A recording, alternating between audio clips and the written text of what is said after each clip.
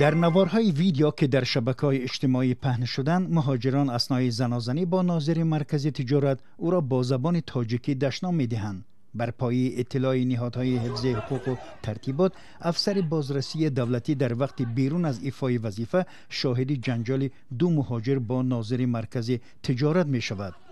این افسر به جانب‌های جنجال خود را معرفی نموده طلب می‌کند که جنجال را بس کنند، ولی به گفت افسر او خودش مورد حمله مهاجران قرار می‌گیرد. در جواب افسر بازرسی دولتی از تپانچه تروماتیکی آتش می‌کشاید. حمله کنندگان از مکان جنجال فرار می‌کنند، ولی بعداً افسران راستگواردی آنها را بازداشت و به قرارگاه پلیس انتقال می‌دهند.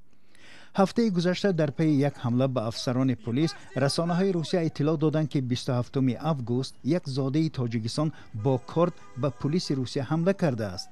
ولی وزارت کارهای داخلی تاجیکستان گفت این شخص شیرافگان کنجوموف 26 ساله زاده ولایت ساراتوف و شهروند روسیه می باشد. وزارت افزوده بود کنجوموف هیچگاه شناسنامه ملی تاجیکی یا خارجی نداشت.